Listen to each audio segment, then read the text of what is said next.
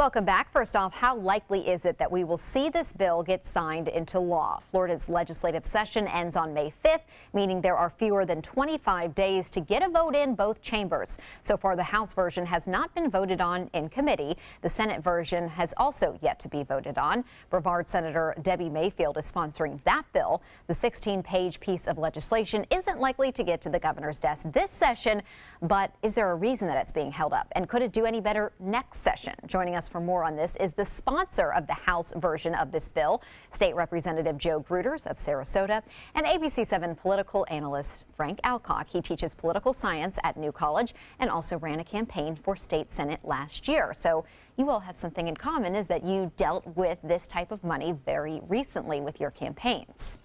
So I just want you to talk, we heard a little bit about your story with the attack mailers. Tell us a little bit about both of your experiences with this money in this past campaign season. Well, as the chairman of the Republican Party of Sarasota, I'm interested in all races. And really what's happened is, certainly my campaign was an eye-opener, because I didn't expect to get hit with, 12 different mailers all in the last 2 weeks, and all negative. And I remember sitting on election day at the polling place, and people coming up and saying, "Oh, you're against the Second Amendment, you're for Common Core, you're a bad CPA." And I'm thinking to myself, wow, these negative ads really had an impact. And the problem is when you go back and try to trace where the money is coming from, you have no idea. And the problem is that's bad for our community, it's bad for the state. What it is we have a corrupt system that allows this shell game to exist, where you can essentially launder the money through the system and nobody knows who is contributing to who. Now, I will tell you that if I take a cup of coffee from you and during my campaign, if I don't report it, I'm going to get fined. But so you're saying that I can't take a cup of coffee, but I get accept $500,000 for or against me? What we have is a broken system, and all I'm trying to do is shine Florida sunshine on this dark process and trying to make sure that we can clean up the system. I think we can. I think there is momentum to pass it. It may not pass this session. I am only a freshman, but I will tell you that I get 8 years in this process, and I will tell you that I get 6 bills to file every session. I will file this bill every year until I pass it. It's going to happen. I'm one of the few CPAs that's in the House. I've also dealt with a lot of campaign finance as a guy who's reported on behalf of other candidates, and I'm going to make sure that we clean up the system, because right now it's not fair to local candidates who get bombarded with negative ads or positive ads at the end. It's certainly not fair to the state candidates, and really the people deserve to know who is supporting who, and that's what it comes down to. And Frank, your thoughts on Joe introducing this bill? Well, for my race, it wasn't a factor. It was, there was a Trump wave, and there was just a large amount of money on the other side, and more if needed. So untraceable money was not an issue. I do think it's a problem, though, in a number of races. We have some interesting laws in the state of Florida. One of the things that makes it problematic is a shell game. It's laundering of money. Even though you can have a donor that publicly makes a donation to a political committee, that committee can then just move it around to a number of committees, and it could get merged in with large numbers of funds. So at the end of the day, speech happens, but there's nobody accountable for that speech. And I think Joe's bill, by blocking transfers between funds, can actually have an impact. And so there's a question of the constitutionality. It probably would be challenged, but I actually think what Joe's doing would be, it passed muster, at least I think it would. And then politically, can he get it through? It might not happen this year, but keep trying, Joe. And I will tell you that, my goal is not to restrict contributions. If you want to spend $1 million to get Frank Alcock elected to the state senate next time, by all means, you should be able to do that. My only thing is you should have to present yourself and let people know who it is that's supporting him or that's opposed to him. And that's what we're trying to do. We're not trying to restrict people's freedom of speech and their ability to spend an unlimited amount of money. What we're just trying to do is we're trying to make sure we shine the light on who's donating to who. It does not restrict contributions nor expenditures. And so I think when it comes to transfers to further disclosure requirements and transparency, my read of the Constitution and what decisions have been put forth, it passes muster, but I'm not on the Supreme Court. Right, but more on that. We're just getting started. We'll pick back up with our discussion after a check on our forecast. Welcome back. If you're just joining us, we are discussing the use of dark money in Florida. New legislation could reveal who is donating to politicians when those funds are transferred. Our guests tonight are ABC 7 political analyst Frank Alcock and State Representative Joe Gruters of Sarasota. He is sponsoring the bill to help uncover dark money donors. Now, Joe, can you explain? There's some of us out here, including me, who is a little confused about how these funds, these donations get transferred. So explain that. Okay, in the most simplest form, what I'll try to explain is, okay, Frank wants to eventually help you out. So he's going to donate money, but he doesn't want anybody to know. So he's going to donate money to a PC called Sarasota's for a Better Future. And then that money is then going to go, the PCA, that money will then be transferred to PCB, let's say Citizens for a Better Florida. And let's say there's 50 different PCs or PACs that are all now funneling money to that second PC. So let's say there's $5 million there. Now that PC will then create a brand new PC that says Frank Alcock is the best, right? And so that PC then gets funded, let's say by $50,000 out of the $5 million here. And once that's transferred, it's hard to tell out of that $5 million where this $50,000 is from.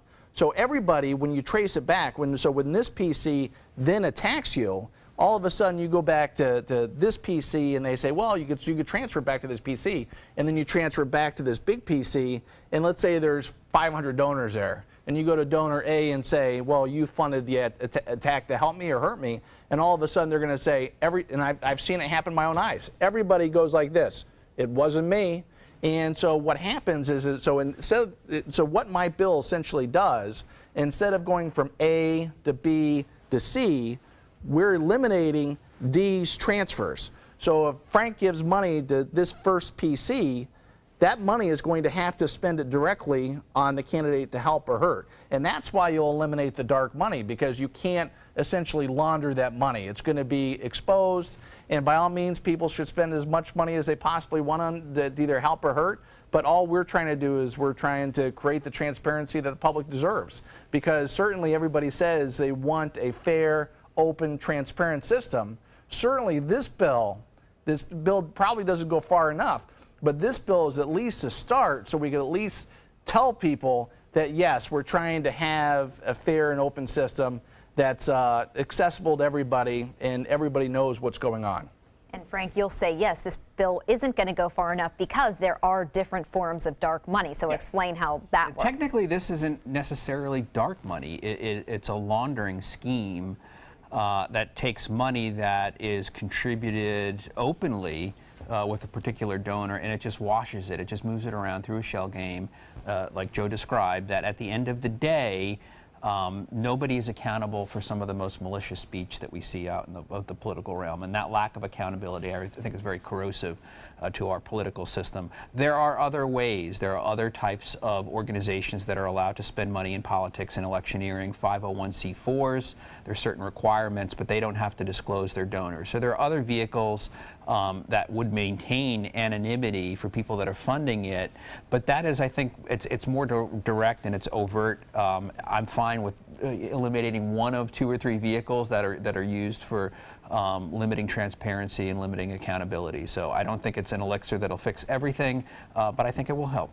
And Joe, you would like to probably fix more of these issues, but it's not viable to try to pass 10 fixes at one time. Well, that's exactly right. The original bill that I sent into bill drafting had 10 different items that I thought we could fix, that I thought would help clean up the system. And in negotiations and discussions with my Senate sponsor, Debbie Mayfield, and others, we figured that the best route to be able to pass this bill is to limit the scope and just try to take care of this first issue, which is, of course, is a big one. And obviously there's a lot of pushback because there's a lot of people that make a lot of money as a result of this, and there's a lot of people that win and lose campaigns as a result of it. And my guess is that stuff will still go on, but at the end of the day, we want to encourage people to be active in the process. And like I said, if you want to spend, if Walmart wants to come give me $500,000 to help me win my next race, then so be it. As long as I have, as long as the public has the ability to look at that sign and say, okay, well, this guy's obviously bought and paid for by Walmart. Right. And if I accept the money, then so be it, and move on. But it's I want good government We want good elected officials. I think this is the first step that we could take to ensure that we have the best people representing us on all levels. And Frank, do you think you would see a reduction in some of the nasty campaign techniques? Do you think that this would do anything to cut back on that? Not immediately. There has to be a cost, but I think this might force it'll limit the amount, I think, of anonymous speech. I don't think all of it, some of the nastiest stuff that we see, anonymity just comes with it, even though it might not be the most important. So I think you'll see for a while some of the mailers be as nasty as they've been in the past. However, the lines of accountability will be clear. And for me, I think that's what matters at the end of the day. It's not trying to limit folks' speech, but rather I want to hold them accountable for what they say in the political realm. I think we'll certainly have an impact on the nastiness of these races, because here's the deal. If you know that the ad's being paid for by Frank to destroy you, certainly you're going to go back to Frank and say, yeah, Frank, why you're doing that? Why are you being so tough on me? There are repercussions. The reason why people... That's what I thought before this election cycle. I really don't know if there You think people are willing to go nasty even with their name this right on it? This was such a nasty election cycle. Not as much locally, I mean, but just nationally and throughout. It just was so nasty, and I'm not sure if I've seen the repercussions for that. Right. Eventually there will be. People don't want to be associated with negative ads. They don't want to be the ones saying that I'm the one bashing you. So as a result, I think by shining Florida sunshine on it, I think you're cleaning up a lot of these races. And, I've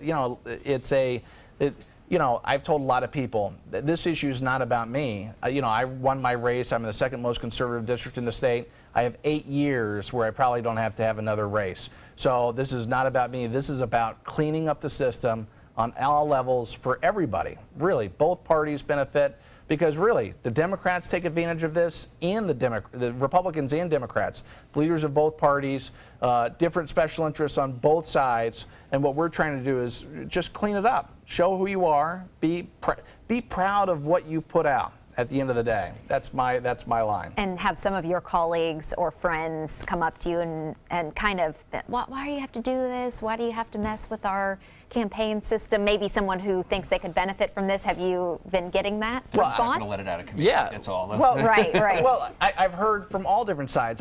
Some people have come up to me on both sides of the aisle and said, Joe, thank you for running this bill. This is great. I can't believe what I went through to get to this position now. Right. And other people have come up to me and said, listen, you're only going to hurt us in terms of Republicans, because we're the ones who benefit the most out of the ability to raise and spend. But this is not about party. It's not about special interests. This is just about cleaning it up and making sure that the public, because every day people talk about having an open and transparent system. They want transparency in everything. But here you go. The most important thing is to determine who wins and loses. We don't have basic transparency, except for like I said, it's all a cloak and dagger system that's designed to conceal where money is coming from. And if people really want transparency, they're going to get on board this bill. And I know what's going to happen. I've heard people talk. People are excited about it. I think the momentum is growing. I think there's been a lot of press about this issue over the last couple of months. People are tired of the nastiness in campaigns. People are tired of not knowing where money is coming from. So as a result, I think that we will prevail. It may not be in the next 4 weeks, but I'm fully expecting it to. If it gets stifled, why don't you bring this up to the Constitution Revision Commission? Because that's a good idea, but we'll talk more about that in a second, because I'm going to have to go to break here. We'll come right back. We will have tonight's final thoughts from our guests. Plus, what our viewers are saying about our top story tonight, that school bus crash on Proctor Road. Welcome back. Does the public deserve to know who is paying when funds are transferred between political action committees, electioneering organizations, and candidates running for office? If so, what impact would it have on dark money? Our guests are joining us for their final thoughts, and I want Frank to respond to when we were getting cut off here earlier before the commercial. Frank, you mentioned that this could be an issue that could be brought up to the Constitutional Review Committee. The vast majority of our rules with respect to campaign finance come in the form of statutes. states. However, in other states, there are some best practices out there, that things that might fit in the Constitution. Given the fact that Joe's so passionate about this, I would just urge him to consider, if in fact it gets quashed by leadership, maybe he might consider making some suggestions to our Constitution Revision Commission. There might be things that they can do. And they're meeting, conveniently, they're meeting this year, right now. Well, they're meeting right now. Right now, yeah.